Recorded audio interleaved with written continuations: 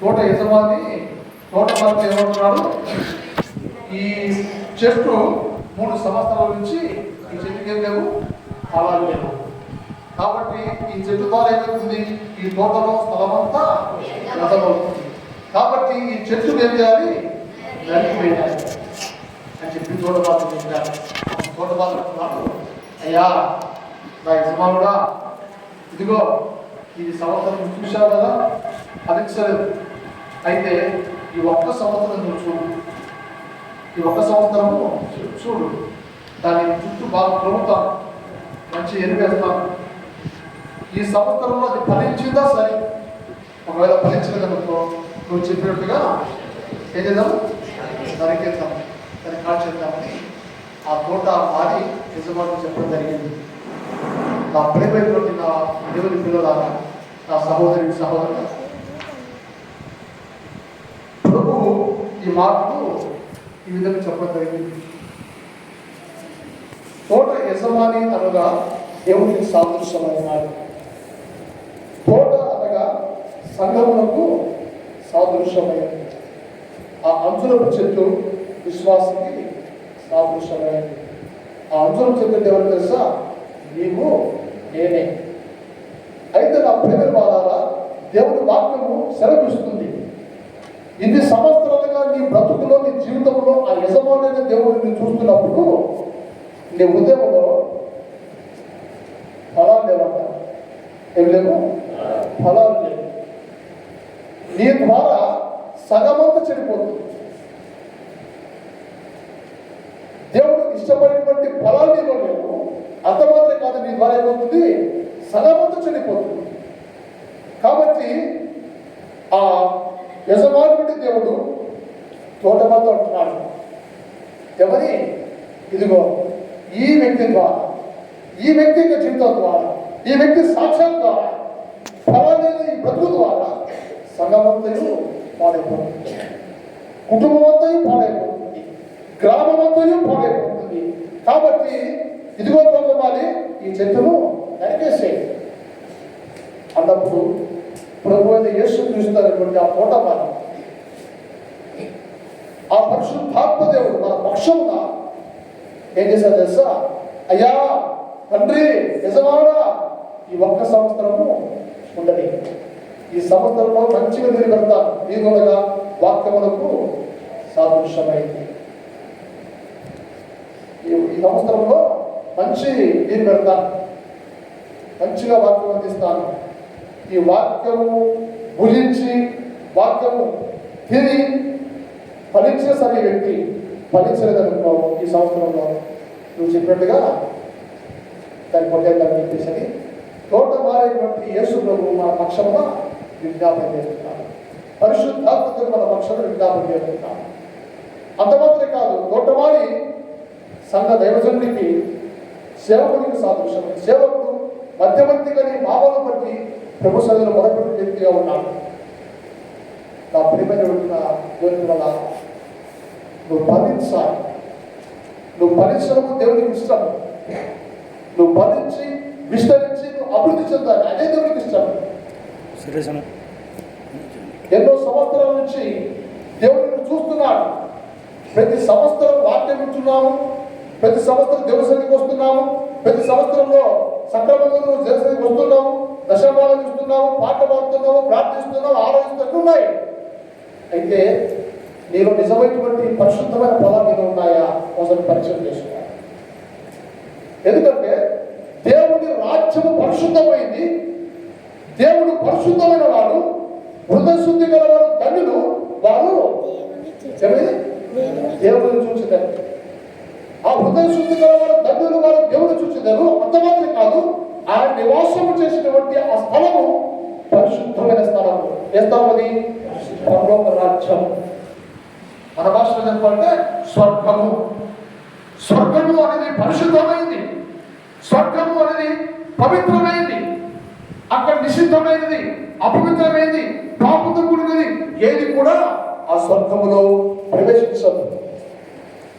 అయితే ఆ స్వర్గానికి వెళ్ళాలంటే, దేవుడిని నిన్ను మెచ్చుకోవాలంటే నీలో ఏముండాలి? పరిశుద్ధమైనటువంటి ఫలాలు నీలో ఉండాలి. నీలో ఉన్నాయా? ఆ ఫలాలు నీలో ఉన్నాయా? సంవత్సరాలు గడిచిపోతున్నాయి, సంవత్సరాలు గడిచిపోతున్నాయి, అయితే ఆ ఫలాలు నీలో లేవు. గణితాశపతిలో ఆత్మ ఫలములు ఏమనగా ప్రేమ, సంతోషము, సమాధానము, దీర్ఘశాంతము, దయాళత్వము, మంచితనము, విశ్వాసము, సాత్వికము, ఆశాలు. ఈ ఫలాలు నీలో ఉన్నాయా? అనేక సంవత్సరాల నుంచి నువ్వు ప్రభు సన్నిధికి వస్తున్నావు, దేవుని యొక్క మాటలు వింటున్నావు. అయితే దేవుని మాటలు వింటున్నావు, దేవుని యొక్క వనంలో ఈ తోటకు అడ్డుకొట్టుకుంటున్నావు, అన్ని ఉన్నాయి. అయితే నీలో ఫలాలు లేవు అని చెప్పి చెప్పబడుతున్నాడు. ఏం లేవంట? ఫలం లేవు. ఆ ప్రేమకి వండిన దేవుని ప్రజల సంవత్సరం మారిపోతున్నాయి. సంవత్సరాలు మారుచుండగా ఆయన కార్యం నూతనపరచబడుతున్నాయి. అయితే నీ హృదయము మారు లేదండి. నీ హృదయం మార్పు లేదు, నీ హృదయం మారట్లేదు, నీ హృదయంలో పరిశుద్ధమైన ఫలాలు లేవు. ప్రతి సంవత్సరంలో డిసెంబర్ కల్లా మంచిగా ఇల్లు మంచిగా కూర్చుకోవడం, కొత్త పనులు తీసుకోవడం, బాగా పిండి వంటలు చేసుకుని ఆరగించడం, ఇవన్నీ చేస్తూ ఒక నామ క్రైస్తవ భక్తి చేసుకుంటూ డిసెంబర్ 30 తేదీ అందరూ వాగ్దానం తీసుకున్నారు. వాగ్దానాలు తీసుకోరా? ఎంత కొంతమంది వాగ్దానం తీసుకున్నావు అయిపోయారు.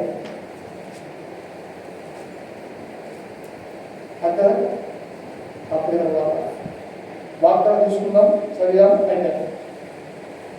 అయితే ఇంకో పదాలు ఉన్నాయి, నువ్వు నిజంగా ఫలించున్నావు. పొరపాటు మాట ఏంటంటే నీ పాత రోగ జీవితాన్ని విడిచిపెట్టాలి. నువ్వు ఫలించాలి, నువ్వు బలవంతమైనటువంటి వ్యక్తిగా నువ్వు జీవించాలి, దేవునికి ఇష్టమైన వ్యక్తిగా నువ్వు జీవించాలి. అప్పుడే వాళ్ళ ఒక కుటుంబం ఉంది, ఒక వ్యక్తి ఉన్నాడు. సంవత్సరాలు మారిపోతున్నాయి, అదే జీవితమే, అదే పాత జీవితమే, అదే పాపపు జీవితమే, అదే రోగ జీవితమే. ఒక కుటుంబం, ఆ కుటుంబంలో తల్లి మంచి ప్రార్థన పోరాడు. భర్త చూస్తేనేమో భయంకరమైనటువంటి రాళ్ళు. అయితే ఆ తల్లి ప్రార్థిస్తుంది, ఏమైనా తెలుసా, ప్రభు నా భర్తను బాగుసారి చెప్పేసి అని ఈమె సువార్త చెప్తుంది. మా భర్త, అయ్యా నువ్వు మాట మానుకో, నీ ప్రార్థన మానుకో, నువ్వు దేవుని సన్నిధికి రా చెప్పేసి. ఆ తర్వాత డిసెంబర్ 30 వచ్చింది.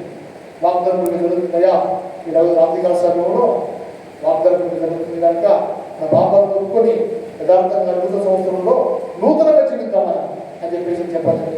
సరే పోదాం వద్దా అని చెప్పాను అని భార్య రాత్రి వాగ్దానం గురించి సిద్ధపడుతుండగా భర్తను ఇక్కడ బయటకు వెళ్ళిపోయాను.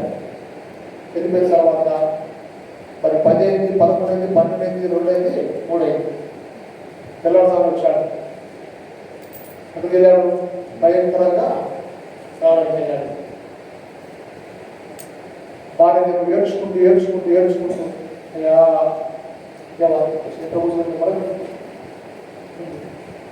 తెల్లవారికి భర్త వచ్చాడు. అయ్యా నువ్వు రాత్రి నిద్ర దర్శనం ప్రార్థన ఉంటున్నావు కదా, నువ్వు వెళ్ళిపోయావు, నాకు వచ్చావు. ఈ నూతన సంవత్సరం సార్ నువ్వు మారాలి, మన భర్త జీవించాలి. ఇప్పటికే మనం ఎంతగానో దేవుని దుఃఖపడ్డామా, దేవుడు నాకు దుఃఖపరిచామా, దేవుని విడుదల జీవించాము. అయ్యా నువ్వు మారవలసిందని చెప్పని చెప్పడం జరిగింది. ఆ తర్వాత ఆ వ్యక్తి సరే వెళ్దాం అని చెప్పేసి 1వ తేదీన కొత్త సంవత్సరంలో 1వ తేదీన భార్య భర్తలు ఇద్దరు చర్చికి వెళ్ళిపోయారు. పిల్లలు కలిసి వెళ్ళిపోయిన తర్వాత పిల్లలు భార్య సంతోషంగా దేవుడు వాక్యం. భర్త వాక్యం వింటున్నాడు కానీ ఆ వాక్యము హృదయానికి పోవట్లేదు, ఇక చివరికి వెళ్తుంది. హృదయం మాత్రం ఎక్కడో తెలుసా, రాత్రి సగం తాగా మిగిలినటువంటి పాటలు అయిపోతుంది. ఎక్కడుంది? రాత్రి సగం తాగి మిగిలిన పాటలు అయిపోతుంది. అయితే భార్య సంతోషపడింది, భర్త మన దగ్గర వచ్చాడు చెప్పేసి. ఇంటికి వచ్చాడు, మధ్యాహ్నం ఫోన్ చేసుకున్నాడు, మళ్ళీ సాయంకాలం బయటకు తిప్పి మళ్ళీ తాగొచ్చాడు. అప్పుడే వాదాల అతను వాక్యం విన్నాడు కానీ వాక్యానికి లోపడలేదు. వాక్యంలో కానీ దేవుని హృదయంలో చేర్చుకోలేదు. నామ క్రైస్తవ భక్తి అది కొన్నిదాన్ని మర్చిపోయింది.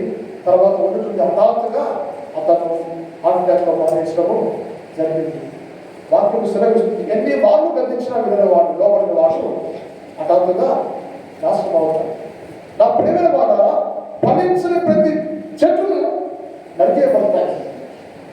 సమస్యలు కలుస్తున్నాయి. నువ్వు ఇంకా బ్రతుకుతున్నావు. నువ్వు ఏ పాపంతో ఉన్నావో, ఎటువంటి రాష్ట్రభావంతో ఉన్నావో, ఎటువంటి జీవితంలో జీవిస్తున్నావో, ఎటువంటి భయంకరమైనటువంటి ప్రభావంతో జీవిస్తూ ఫలాలను ఉంటున్నావో అన్ని దేవుడు తెలుసు.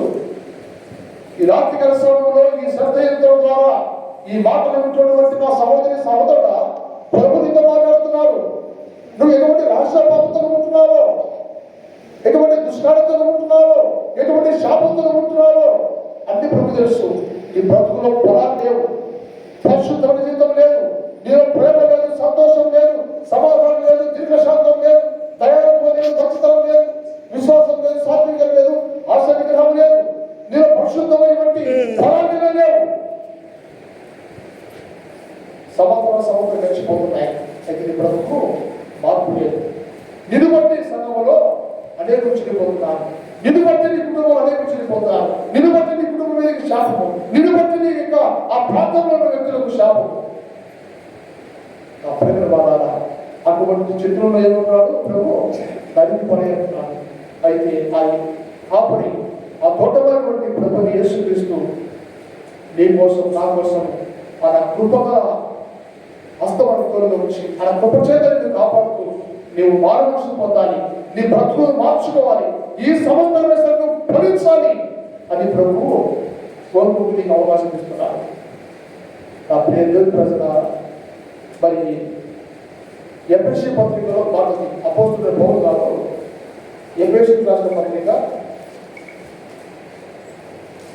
చూద్దాం. వాళ్ళను 4వ అధ్యాయం 22వ వచనంలో ఉన్నది. కావున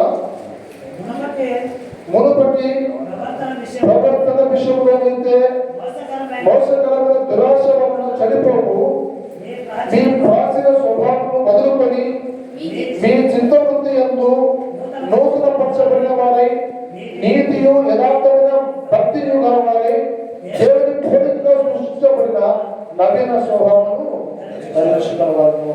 ఏమంట, మునుపటి ప్రవర్తన విషయంలో అయితే మోసకరమైన దురాశ ఉన్న చనిపోయిన మీ ప్రాచీన స్వభావం, ప్రాచీనం అనగా పాత స్వభావం, ప్రాచీనం అనగా పాత స్వభావం, నీ పాత రోత జీవితాన్ని విడిచిపెట్టి, ప్రాచీన స్వభావాన్ని విడిచిపెట్టి ఏమంట నీవు నీతియు యథార్థమైన భక్తి గల వ్యక్తిగా జీవిస్తూ దేవుని పోలికగా సృష్టించబడిన నవీన స్వభావము ధరించుకోవాలి. నవీనముగా క్రొత్తది. హల్లెలూయా. నవీనం అంటే ఏంటంటే క్రొత్తది. ప్రాచీన స్వభావముగా పాత జీవితాన్ని విడిచిపెట్టి ఈ నూతన సంవత్సరంలో నువ్వేం తెలుసా, నవీన స్వభావం ధరించుకోవాలి. నీతియు ప్రేమయు యథార్థమైన భక్తి కలిగి యథార్థమైన భక్తి కలిగి జీవించాలి. యథార్థమైన భక్తి, నీతి ఉండాలి, మంచి ప్రవర్తన కలిగి జీవించాలి. ఈ నూతన సంవత్సరంలో ప్రాచీన స్వభావాన్ని విడిచిపెట్టాడు. ఇక పాత సంవత్సరం అయిపోయింది.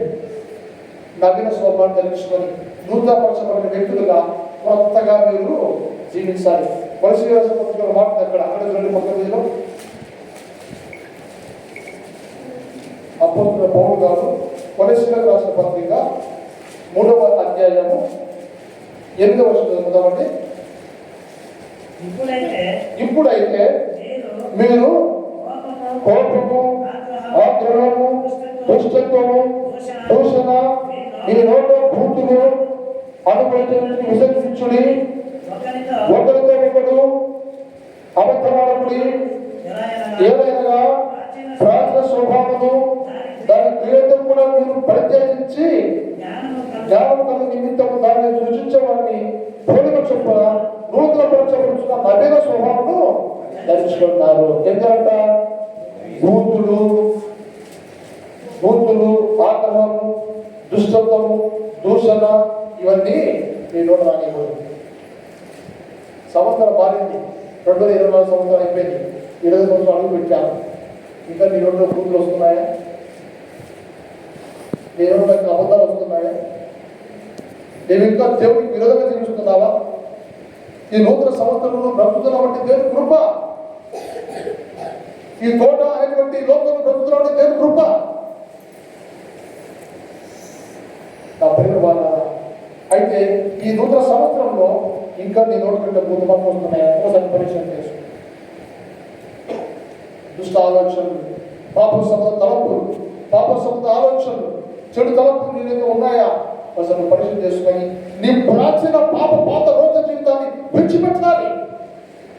విడిచిపెట్టి నువ్వు నవీన స్వభావంతో క్రీస్తు ధరించుకొని నువ్వు నూతన వ్యక్తిగా బ్రతకాలి. అది దేవుని చిత్తం.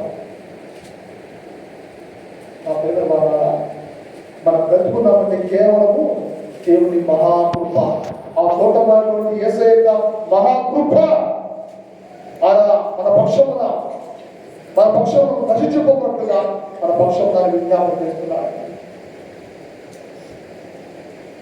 ఈ సందేహంలో వారి మాటలు ఉన్నటువంటి నా సహోదరి సహోదరుడ, నీ పాత రోగ జీవితాన్ని విడిచిపెట్టాలి. నూతన సంవత్సరంలో నీ ప్రాచీన స్వభావాన్ని విడిచిపెట్టాలి, నీ త్రాగుడు విడిచిపెట్టాలి, నీ వ్యభిచారము ఆ మనసును విడిచిపెట్టాలి, నీ అబద్ధపు మనసును విడిచిపెట్టాలి, నీ బూతు మాటలు విడిచిపెట్టాలి, నీ దుష్టాన్ని విడిచిపెట్టాలి, నీ చెడుతలపులు విడిచిపెట్టాలి,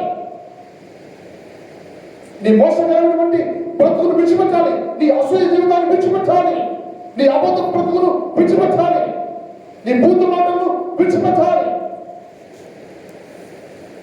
నూతనపరచబడిన వ్యక్తిగా నవీన స్వభావంతో నువ్వు కొత్తగా జీవించాలి, క్రీస్తును ధరించుకొని జీవించాలి.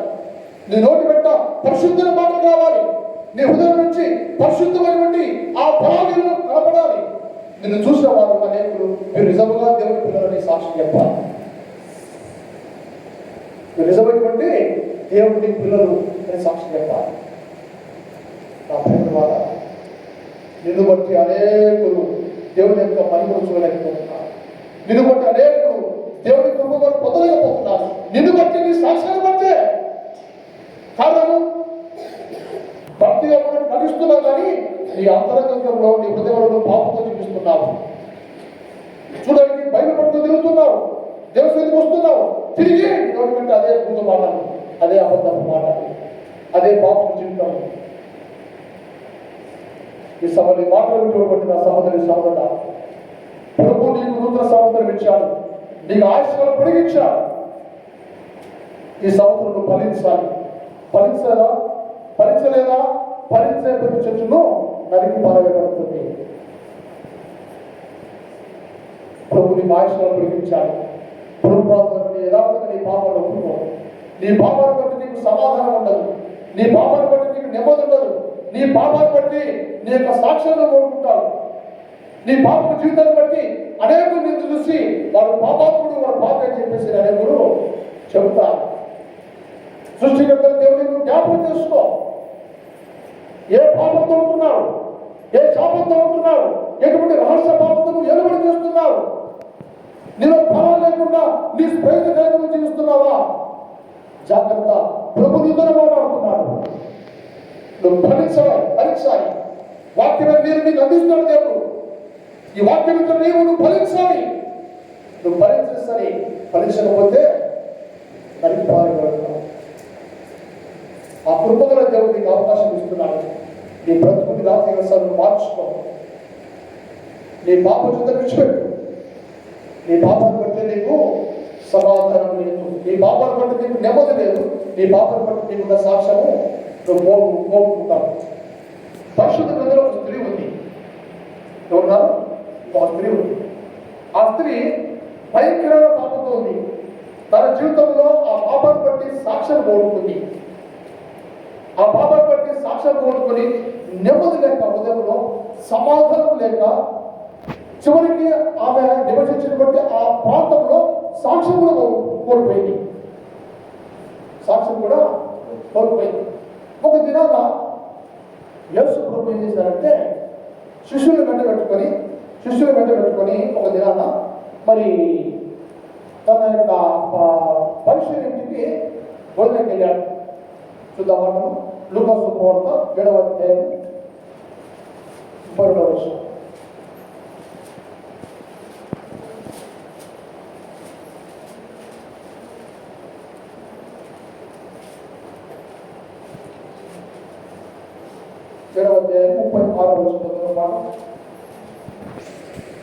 సువార్త 7వ అధ్యాయం 32వ వచనం. పరిసయ్యులలో ఒకడు తనతో కూడా భోజనం చేయగలని ఆయన అడిగను. ఆయన ఆ పరిసయ్యుని ఇంటికి వెళ్ళి భోజన పంక్తిని కూర్చుండగా ఆ ఊరిలో ఉన్న పాపాత్ములైన ఒక స్త్రీ యేసు పరిసయ్యుని యొక్క భోజనం కూర్చున్నాడని తెలుసుకొని ఒక బుద్ధిలో అర్థం తీసుకొని చూడండి. ఇక్కడ యేసు ప్రభు ఒక దిన పరిశుద్ధుడికి భోజనం వచ్చాడు. ఆ ఊరు ఎవరమ్మా ఎవరైనా తల్లిదండ్రులు పిల్లలకు ఎవరు పేరు పెడతారు? రాజు, రమేష్, అబ్రహాం, ఎన్నో పేర్లు ఉంటాయి. కానీ ఇక్కడ ఈ స్త్రీని ఏమని పిలుస్తారు? ఎందుకు ఆమె పిలుస్తారు? ఆమె బ్రతికిన బ్రతుకులు బట్టి, ఆమె జీవించిన జీవితాన్ని బట్టి, ఆమె తన యొక్క బ్రతుకులో భయంకరమైన పాపంతో ఉంది. ఆ పాపం ద్వారా ఆ యొక్క తల్లికి సమాధానం లేదు, సంతోషము లేదు. ఆమె శరీర సంబంధంగా పాపాలు చేసుకుంటూ ఆ ప్రాంతమంతగా గ్రామమంతగా బహు భయంకరంగా జీవించింది. చివరికి ఆ గ్రామ ప్రజలు ఆమెకు పెట్టిన పేరు తెలుసా? ఆ పేరు మర్చిపోయారు. ఆమెకు గుర్తించారు. ఎవరి? ఈమె పాపాత్ములైన స్త్రీ అని చెప్పేసి. ఒక దొంగతనం చేస్తాడు, ఆ వ్యక్తి ఏమని పిలుస్తారు? ఆ వ్యక్తి పేరు మర్చిపోతారు. వాడు దొంగనా? వాళ్ళే దొంగలాడు. వాడా పచ్చి రాకపోతు, వాడు పచ్చి తిరిగిపోదు, వాడు పచ్చి వ్యభిచారి, వాడు పచ్చి అబద్ధముడు. ఎందుకు? వాడు జీవించిన బట్టి, జీవితాన్ని బట్టి. అదేవిధంగా ఈ తల్లి భయంకరంగా పాపంతో ఉంది. ఆ పాపం ద్వారా తన జీవితంలో భారంగా భయంకర పాపంతో భారంతో ఆమె సమాధానం లేకుండా జీవిస్తుంది. సంతోషం లేదు, నెమ్మది లేదు. పాత రోజు జీవితాన్ని జీవించుకుంటూ జీవిస్తుంది.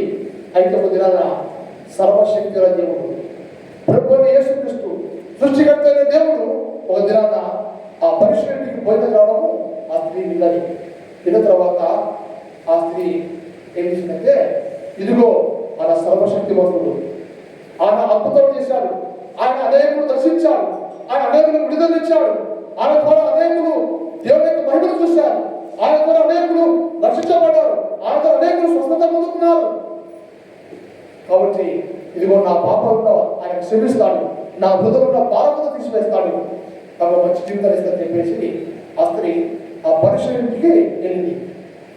వెళ్ళిన తర్వాత ఆ పరిశుద్ధుడిలో యేసు ప్రభు తన శిష్యులతో పాటు భోజనానికి రౌండ్గా కూర్చున్నాడు. కూర్చున్న తర్వాత ఈ స్త్రీ ఏం చేసిందంటే యేసయ్య యొక్క పాదం దగ్గరికి వెళ్ళింది. పాదం దగ్గరికి వెళ్ళి ఆయన పాదం దగ్గర తలవాల్చి కన్నీటితో ఆ పాదమును కడిపోయింది. బయలుదేరి కన్నీటితో ఆయన పాదమును కడిపోయింది. ఆ ప్రేమడు మన పాదాలు కలపాలంటే కనీసం అంటే 2 మగ్గులు నీళ్ళు కావాలి. అవునా? అవునండి. ఇక్కడ వాక్యం సెలవిస్తుంది, ఆమె ఆయన పాదములను కన్నీటితో కడిపోయింది. అంటే ఎంత భయంకరంగా, ఎంత వేదనతో, ఎంత దుఃఖంతో ఆమె కన్నీరును అంత హారుస్తూ యేసయ్య పాదాలు కనిపించండి. కారణం తెలుసా? ఆమె ఆ కన్నీటిలో ఆమె యొక్క పాపాలన్నింటినీ ఒప్పుకుంటుందండి. ఆమె ప్రాచీన స్వభావంతో ఒప్పుకుంటుంది, రహస్య జీవితం అంతా ఒప్పుకుంటుంది. కన్నీటితో మూలుగుతూ యేసయ్య పాదాలు పట్టుకొని ఆయన పాదం దగ్గర కన్నీటితో ఆయన పాదం దగ్గర మొరపెడుతూ, అయ్యా నేను పాపిని, పచ్చి వ్యభిచారికుడును, ఇదిగో అబద్ధికుడును, నేను మోసగాన్ని, నేను అంశగాన్ని, నేను భయంకర పాపంతో ఉన్నా అని చెప్పేసి ప్రభు సన్నిధిలో ఒప్పుకోవాలి. ఆ స్త్రీ అదే పనిచేస్తుంది అంట. ఆమె తన కన్నీటితో తన పాదాలు కలుపుతూ ఆమె యొక్క పాపాలన్నింటినీ ఏం చేస్తుంది? ఒప్పుకుంది. ఆమె పాపాలని క్షమించగలిగే కనుక మరి అక్కడ శిష్యులు అడుగుతాను, ఈమె ఆత్మీయ స్త్రీ అని చెప్పేసి ఈమె యువత తెలియదానిప్పుడు ప్రభుత్వం మాట్లాడితే, సిమోను నేను ఇంటికి వచ్చినప్పుడు నువ్వు నా కాలు కడుగడానికి నీళ్ళు ఇవ్వలేదు, నన్ను ముద్దు పెట్టుకోలేదు.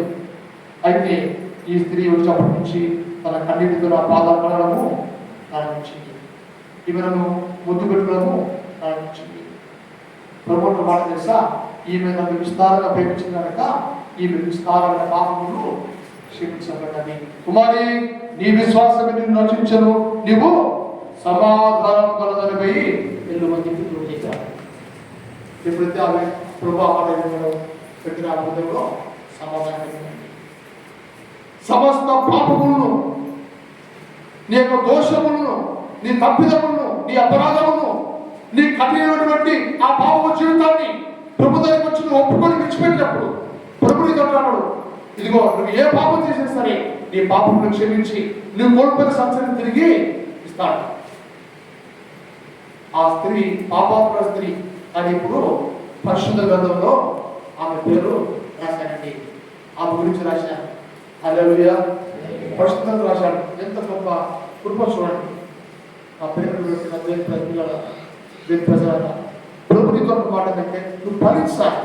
నువ్వు ఫలించాలంటే నీ ప్రాథమిక స్వభావం విడిచిపెట్టాలి, అంటే పాత జీవితాన్ని విడిచిపెట్టాలి, నీ రహస్య జీవితాన్ని విడిచిపెట్టాలి. ఈ రాత్రి కాలంలో ప్రభుత్వం అంటున్నాను, ఇదిగో నువ్వు నీ పాపాన్నింటినీ యథార్థంగా ఒప్పుకోవాలి. పాదంలో కదా ఒప్పుకున్నప్పుడు నీ బ్రతుకులు నీకు సాక్ష్యం లేదు, నీకు సమాధానం లేదు, నీకు నెమ్మది లేదు. అయితే ప్రభుత్వం అంటున్నాడు, నీకు సమాధానం ఇస్తాడు, నీకు నెమ్మది ఇస్తాడు. నువ్వు కోల్పోయినటువంటి ఆ పాపి అనే ఆ సాక్ష్యాన్ని తీసివేసి నువ్వు గొప్ప వ్యక్తిగా దేవుడు చేస్తాడు. సృష్టికర్తని దేవుడు తెలుసుకోవాలి. ఆ దేవుడి పాదాలను పడాలి, యేసయ్య పాదాల చేత పడి ఆయనను ఆరాధించాలి. ఆమె విస్తారంగా ప్రేమించదు కనుక ఆమె విస్తారమైన పాపములు క్షమించబడ్డాయి. ఈ శబ్దయంత్రం ద్వారా ఈ మాట్లాడుతున్నటువంటి నా సహోదరి సహోదరుడు, నీ పాపాన్ని బట్టి నీకు సమాధానం లేదు, నీ పాపం జీవితాన్ని బట్టి నీకు నెమ్మది లేదు, నీ పాపం బ్రతుకును బట్టి ఇదిగో ఈ గ్రామంలో నీ కుటుంబంలో అనేక మంది నీ సాక్ష్యాన్ని కోరుకున్నావు, నీకు తెలుసు. అయితే ఈ రాత్రి వ్యవస్థలో ప్రభుత్వంతో మాట్లాడుతున్నాడు, ఇదిగో నా కుమారుడు నా కుమార్తె, నీవు నీ హృదయాన్ని నాకు ఇవ్వు, నీ పాపం ప్రాచీన స్వభావాన్ని, పాత రోగ జీవితాన్ని, నీ చెడిపోయిన జీవితాన్ని విడిచిపెట్టు. నీ పాడైన బ్రతుకును తిరిగి నేను కడతాను, నీ జీవితాన్ని తిరిగి నేను కడతాను, నేను సువాసనగా మారుస్తాను, నేను పరిశుభ్రపరిచి పవిత్రపరిచి అనేకులకు దీవెన కలిగి ఉంచుతాను. ఈ నూతన సంవత్సరంలో నేను గొప్పగా ఆశీర్వదిస్తానని చెప్పి ప్రభుత్వం అంటున్నాడు.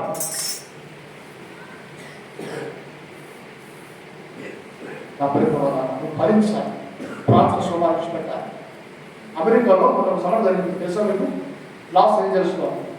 లాస్ ఏంజల్స్ పట్టణము ఎంతో ఉన్నతమైనది.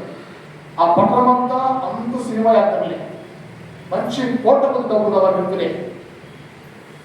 అయితే ఆ పట్టణంలో దేవుని భయం ఒకరికి లేదు. ఆ పట్టణంలో దేవుని భయము ఒకరికి లేదు. వాళ్ళకి దేవుడు అవసరం లేదంటున్నాను, మాకు దేవుడు అవసరం లేదు. ఈ పట్టణం అంతా మాకు సమృద్ధి ఉంది, మాకు దేవుడు అక్కడ లేదని చెప్పేసి అనుకుంటారు. అక్కడ జనవరి 2 నేను కూడా ఎటువంటి చూశాను. ఒక ప్రవక్తని ఆమె ప్రవచిస్తుంది, ఆమె ద్వారా దేవుడు సువార్త చెప్తున్నాడు, ఈ పట్టణాన్ని రాబోయే దేవుడు నాశనం చేయబోతున్నాను, అందరూ మారుమోసుకోవాలని చెప్పేసి. అయితే ఆ సువార్త చెప్పిన తర్వాత ఆ పట్టణ ప్రజలందరూ ఒక కమిటీ ఏర్పరచుకొని అందరూ ఎంత సభ పెట్టుకొని ఆ సభలో అక్కడ పాట పాడుతారు, జనులంతా తింటూ త్రాగుతూ చూపించుకుంటూ విచ్చలమే బతుకుతున్న పట్టణమే. అక్కడ కొంతమంది నటులు అంటున్నారు, మాకు ఈ పట్టణానికి దేవుడు అవసరం లేదు, దేవుడు మాకు జీరో అని చెప్పి చెప్పలేదు. కొన్ని లాట్లు వేశారు కదా, కొన్ని పాయింట్స్ మార్కులు, తల్లిదండ్రులకు 8 మార్కులు, మరి డబ్బుకు 8 మార్కులు, మరి దేవుడికి 8 మార్కులు. చూస్తే తల్లిదండ్రులకు కొన్ని మార్కులు వచ్చాయి, డబ్బు కొన్ని మార్కులు వచ్చాయి, సినిమా హీరోలకు కూడా కొన్ని మార్కులు వచ్చాయి. అయితే దేవుడికి 8 మార్కులు వచ్చాయి తెలుసా? దేవునికి 0 వేశారు. అంటే మాకు దేవుడు అక్కర్లేదని అర్థం. సొదొమ గొమొర్రా పట్టణ ప్రజలు కూడా ఈ విధంగా చేశారు. విచ్చలవిడిగా అబద్ధాలు చెప్పుకుంటూ దేవుని యొక్క కృపను అవమానపరుస్తూ సృష్టికర్త దేవుని మర్చిపోయి సృష్టిని పూజించుకుంటూ తింటూ త్రాగుతూ సుఖించుకుంటూ ఆరాధించుకుంటూ దేవుడు మాకు అక్కర్లేదనుకుంటూ పురుషులు పాపోసంగా జరిగించుకుంటూ భయంకరంగా జీవిస్తున్న పట్టణం అది. అయితే ఆ పట్టణం మీదకి దేవుడు అగ్ని పంపించాడు. అంతకుముందు 2 వ్యక్తులు దూతలు పంపించాడు. ఆ పట్టణం రక్షించబడుతుంది చెప్పేసి. అంతకుముందు అబ్రహాము అంటున్నాడు, అయ్యా 50 మంది ఉంటే ఆ పట్టణం రక్షిస్తావా? రక్షిస్తాను. 40 మంది రక్షిస్తావా? రక్షిస్తాను. 30 మంది రక్షిస్తావా? రక్షిస్తాను. 20 మంది రక్షిస్తాను. చివరికి అక్కడ లోతు ఇద్దరు కుమారుడు, ఆ లోతు కుమారుడు, ఇద్దరు కుమారుడు తమ్ముడు భార్య రక్షిస్తాను. అయితే వారికి సువార్త ఇప్పటికి దూతలు వెళ్తే దూతలు కొట్టి వాళ్ళకు సాధ్యం చేయాలని చెప్పేసి ఆ పట్టణ ప్రజలు భయంకరంగా పిల్లలు వదులుకొని ఆ పట్టణం నాశనం చేశారు. అదేవిధంగా ఈ యొక్క పట్టణం అమెరికాలో వాసించడం కూడా భయంకరంగా తింటూ త్రాగుతూ సుఖించుకుంటూ ఆరంభించుకుంటూ సృష్టికర్తలు దేవుని మర్చిపోయి దేవుడు మాకు అక్కర్లేదు, దేవుడు 0 అని చెప్పేసి దేవుని ప్రేమ లేకుండా జీవించారు. అయితే ఆ ప్రేమ వల్ల ఆకాశంలో దేవుడు పంపించాడు. ప్రకృతిలో వైభవం వచ్చేసిందంటే వైభవం చెట్లు పుట్టలు ఇల్లు వాకిలి వాహనాలు మొత్తం కలిపాయి. మొత్తము ఆ పట్టణం అంతా బూడిదగా మార్చబడింది. ఈ స్టేట్మెంట్ చేసింది ఎవరు? దేవుడు అక్కర్లేదు. ఆమె తన యొక్క పట్టు వస్త్రాలతో పరిగెత్తుందంట. ఆ ప్రజలు వాళ్ళ కృపగల దేవుడు ఎన్ని సంవత్సరాలు మీకు సువార్త చెప్పాడు, ఎన్ని సంవత్సరాలు దేవుని మాట వినిపించవచ్చు.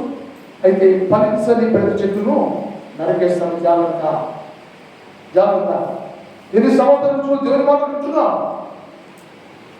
దేవుని యొక్క మాటలు వింటూ నువ్వు ఇష్టాంతరం బ్రతుకుతున్నావా? జాగ్రత్త.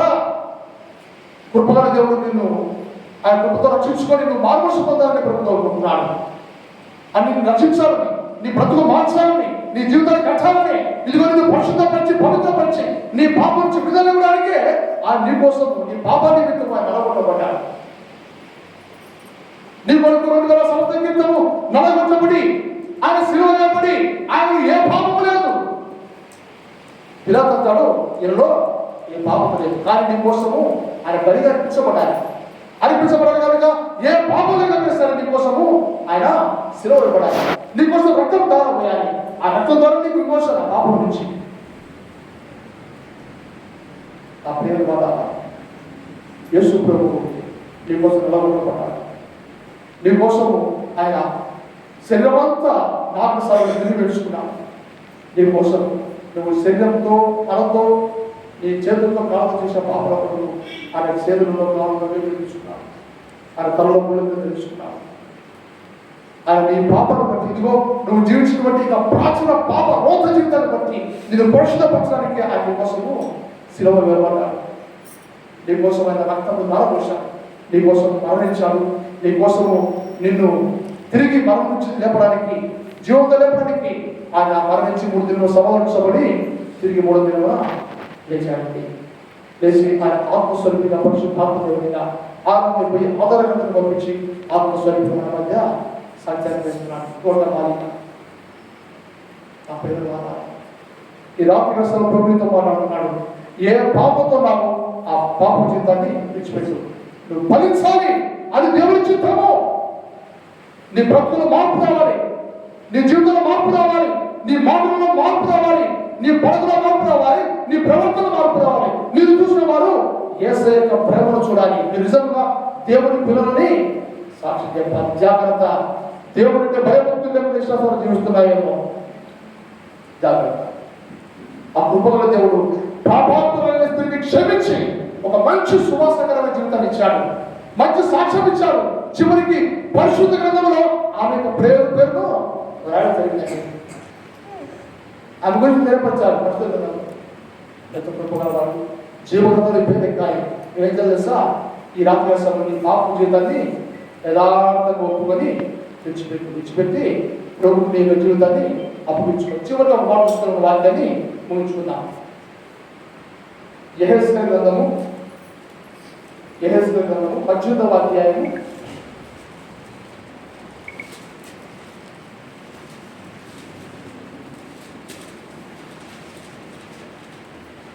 18వ అధ్యాయము 31 వచనము.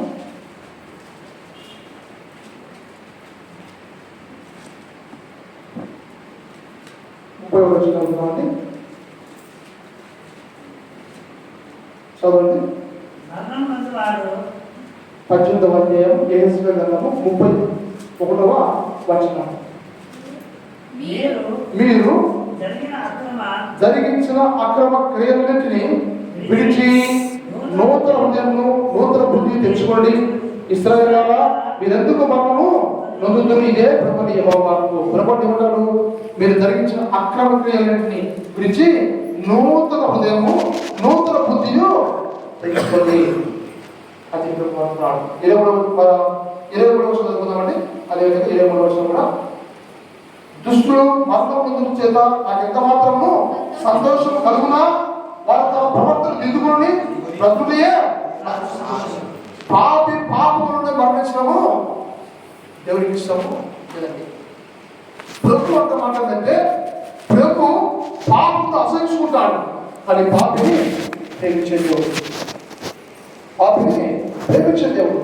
ఈ రాత్రి ప్రభుత్వం మాట్లాడితే నువ్వు ఏ పాపంతో ఉన్నావో, దుష్టులు దుర్మార్గులు వాడు దుర్మార్గులను బట్టి దుష్టతను బట్టి వారు మరణించావు, దేవుడికి ఇష్టము లేదు. నువ్వు పరిశుద్ధపరచబడాలి, నువ్వు నూతనపరచబడాలి, నువ్వు క్రీస్తు రక్తంలో కడగబడాలి, క్రీస్తు యొక్క స్వార్థానికి నువ్వు మార్చబడాలి. దేవుడి యొక్క కృపను నువ్వు పొందుకోవాలండి. దేవుడిని గొప్ప ఆశ్రయించాలి. నువ్వు ఫలించాలి. నూతన సంవత్సరంలో వర్తిల్లాలి. దుష్టులు దుష్ట మార్గాన్ని బట్టి వారు మరణించాము, దేవుడికి ఎంత మాత్రము ఇష్టం కాదండి. వారి ప్రవర్తనను వారు దిద్దుకొని వారి బ్రతుకును మార్చుకొని వారు ఫలించి దేవుడు వారు ఎదుడమే దేవుడికి ఇష్టం. కాబట్టి నువ్వు ఫలించాలంటే ఈ వాక్యమైన నీరు నీకు దేవుడు ఇస్తామన్నమాట. నువ్వేం చేయాలి? యథార్థంగా నీ పాపాన్ని విడిచిపెట్టు. మరి ఒక్క మాట చూసుకుందాం. యెహెజ్కేలు గ్రంథం 30వ అధ్యాయము ఒక మాట 11వ వచనంలో మాట్లాడుతున్నాం. చూద్దాం. నేను చదువుతాను. మీ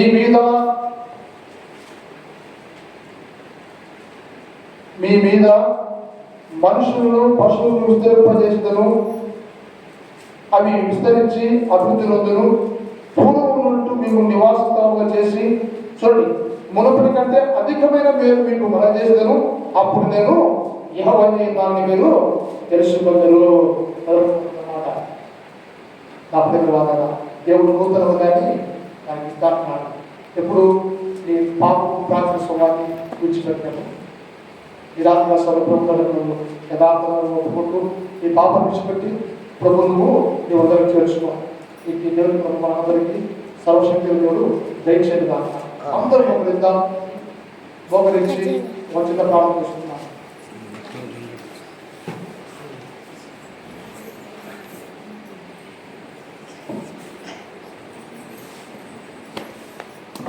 అందరు కళ్ళు మూసుకొని ఈ శ్రద్ధ యంత్రం ద్వారా ఈ మాటలు వింటున్నటువంటి నా సహోదరి సహోదరుడా, నువ్వు ఏ స్థలంలో ఉన్నా సరే నీవు ప్రభు సన్నిధిలో మోకరించి, పాపాపురాలైన స్త్రీ తన పాపపు జీవితాన్ని బట్టి హృదయంలో సమాధానం నెమ్మది లేక ఫలము లేక సాక్ష్యాలను కొట్టుకొని చివరికి హృదయంలో నెమ్మది లేక జీవిస్తున్న సమయంలో ప్రభు పాదాలకు వచ్చి ఆయన పాదాల చెంత ఆమె కన్నీరు గాలుస్తూ ఆమె విస్తార పాపం నుండి ఒప్పుకుంటుంది. అయ్యా, నేను ఈ పాపంతో ఉన్నానని చెప్పేస్తే, నీ పాపాన్ని బట్టి నువ్వు మరణించడము, నీ దుష్టతను బట్టి మరణించడము, నీ దుర్మార్గతను బట్టి మరణించడము ఆ దేవునికి ఎంత మాత్రం ఇష్టం లేదు. నేను పరిశుద్ధపరిచి పవిత్రపరిచి నీ పాపం నుంచి విడుదల ఇవ్వడానికే ఆ పరమతండ్రి తన కుమారుడు నుండి యేసుక్రీస్తు లోకానికి పంపించి మన కోసం బలిగా ఆయనను అర్పించి మన కోసం రక్తం దారవేశాడు. ఆ రక్తం ద్వారా మనకు విమోచన, ఆ పరిశుద్ధమైనటువంటి ఆ పట్టణానికి అనగా స్వర్గానికి కలిగినటువంటి ఆ మార్గం మనకు ఆదరణ కలిగింది. నీ బ్రతుకులో సాక్ష్యం కోరుకున్నాను. నీ బ్రతుకులో సమాధానం లేదు, నీ బ్రతుకులో నెమ్మది లేదు, నీ బ్రతుకులో ఇదిగో ఎంత మాత్రం ఆనందం లేదు, నీ బ్రతుకులో అందరి చేత దూషించబడ్డావు, నీ బ్రతుకులో ఫలాలు లేవు. నీ బ్రతుకును బట్టి అనేకులు దేవుడు అనేకులు దూరం అయిపోయారు. నా ప్రేమ వాళ్ళ అయ్యా నన్ను క్షమించు, నా పాపాలను క్షమించు నాయన, నా దోషాలను క్షమించు, నేను పాపని తండ్రి. అయ్యా నువ్వు ఏ పాపంతో పుట్టున్నావు, ఏ పాపంతో నువ్వు జీవిస్తున్నావు, ఎటువంటి పాపము ప్రాచీన సమాధానం జీవిస్తున్నావు అన్ని దేవుడు తెలుసు. ఆ పాప పాత రోత జీవితాన్ని నువ్వు ప్రభు సన్నిధిలో ఒప్పుకొని విడిచిపెట్టు. మీ దోషములు మీరు కప్పుకొనక వాటిని ఒప్పుకొని విడిచిపెట్టబడినప్పుడు మీరు కనికరించబడతారు. విడిచిపెట్టు. అయ్యా నా బ్రతుకులు మార్చు. ఈ 2020 సంవత్సరము నేను ఒక సాక్షిని ఉండాలి, నా బ్రతుకు మార్చబడాలి, నా జీవితం కట్టబడాలి, నేను అనేక దీవెనలు ఉండాలి. నా బ్రతుకులో తండ్రి అయ్యా భయంకర పాపంతో నేను జీవిస్తాను, నన్ను క్షమించు, నా పాపాన్ని తొలగించు ఆయన, నా పాపాన్ని తొలగించు ఆయన, నేను పాపిని ఆయన ప్రభుత్వంలో ఒప్పుకొని ప్రభుత్వం కన్నీరు కాడుతున్నప్పుడు ప్రభుత్వ జీవితాన్ని అద్భుతంగా మార్చి నీ బ్రతుకులు మొత్తాన్ని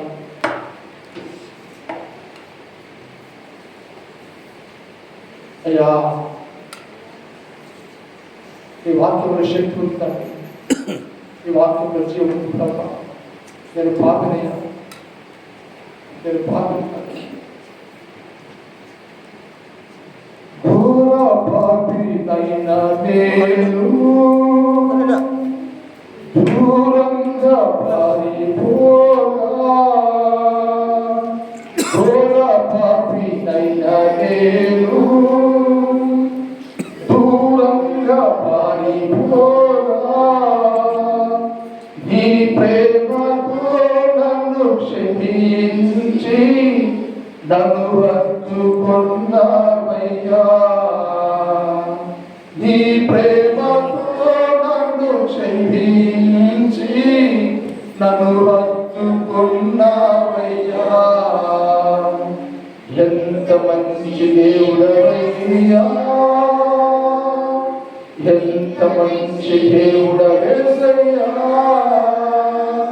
చింతలన్నీ తీరేవయ్యా నిన్ను చేరగా, ఎంత మంచి దేవుడవేసయ్యా, నా చింతలన్నీ తీరేవయ్యా నిన్ను చేరగా, ఎంత మంచి దేవుడవేసయ్యా. పరిశుద్ధుడా ప్రేమగల తండ్రి, ఈ సభల ప్రభువా నీవు మాటల కింద ప్రతి ఒక్క వ్యక్తిని దర్శించండి. పాపాత్ములని దర్శించిన దేవుడు నాయన, ఆమె పాపములు క్షమించి అయ్యా ఆమె హృదయంలో నాయన నెమ్మది లేక సమాధానం లేక సాక్ష్యాన్ని కోల్పోయి పాపంతో జీవిస్తున్న ఆమె జీవితం నాయన మీరు మార్చి మొదలుమైన జీవితాన్ని అయ్యా దీవెనకరమైన జీవితాన్ని ఇచ్చి నీ ప్రపంచాన్ని కాపును దర్శించి నీకు సాక్షిగా బతికించుకున్నావు తండ్రి. ఫలించని ప్రతి చెట్టు దానికి పారవేయబడిన వాక్యం శ్రమిస్తుంది. మమ్మల్ని బట్టి మా యొక్క బ్రతుకులు బట్టి అయ్యా మాలో పరిశుద్ధ జీవితం లేక అపవిత్రమైనటువంటి పాపపు జీవితం మేము జీవిస్తుండగా మా బ్రతుకులు బట్టి మా కుటుంబాలు శపించబడ్డాయి. రహస్య పాపాలను బట్టి మా రహస్య పాపపు జీవితాలను బట్టి అయ్యా మా యొక్క సంఘము శపించబడింది. సంఘములో అయ్యా అనేక విధాలు ప్రభావ మేము మా తండ్రి శపితున్న వ్యక్తులు మేము జీవిస్తున్నాం. తండ్రి మమ్మల్ని క్షమించండి. మమ్మల్ని బట్టే అనేకులు చనిపోయారు తండ్రి. మా బ్రతుకును బట్టే మా పాప జీవితాన్ని బట్టే మా చనిపోయిన జీవితాన్ని బట్టే తండ్రి మమ్మల్ని క్షమించండి. మమ్మల్ని బాగు చేయండి తండ్రి. అయ్యా ఈ సభల ప్రభావ నీ పాద సన్నిధిలో తండ్రి మా కన్నీరు కలుస్తూ నీ పాదను మొరపెడుతున్నా. రైతు ప్రతి ఒక్కరిని దర్శించండి తండ్రి. ఏ ఒక్కరిని దర్శించి నరకరించడం నీకు ఇష్టం లేదు నాయన. అయ్యా విభిషాలను మార్చేది ఎవరు నాయన, త్యాగబోతులు మార్చేది ఎవరు తండ్రి, దొంగలు మార్చేది ఎవరు తండ్రి, మోసగాళ్ళు మార్చేది ఎవరు తండ్రి, అబద్ధికులు మార్చేది ఎవరు తండ్రి, అయ్యా దుష్ట సామ్రాజ్యాలను వారిని మార్చేది ఎవరు తండ్రి. అంధకార శక్తులతో, దురాత్మ శక్తులతో, దుష్ట శక్తులతో, విగ్రహ శక్తులతో, భాగవత శక్తులతో, క్షుద్ర శక్తులతో తండ్రి పీడించబడుతున్న ప్రతి ఒక్కరికి మీరు విడుదల దయచేయండి. మీకు స్తోత్రాలు. ప్రతి ఒక్కరిని మీరు పరిపరిచేయండి. నీ వాక్యం బట్టి నీరుని అయ్యా నీటిని సేవించిన ప్రభా ప్రతి ఒక్కరూ అయ్యా మీరు బలపరచండి. ఈ వాక్యంతో దర్శించండి పరిశుద్ధాత్మ తండ్రి. యేసయ్య మీరు దర్శించండి నాయన. ప్రతి ఒక్కరిని పట్టుకొని నిరంతరం మీ సొత్తుగా మార్చుకో. ఏ ఒక్కరు నశించి నడగలిగలుగుతుంది నాయన. అందరూ మారు మనసు పొందాలి, అందరు నిరంతరం కూడా అందరినీ కూడా మార్చుకోవడానికి ఈ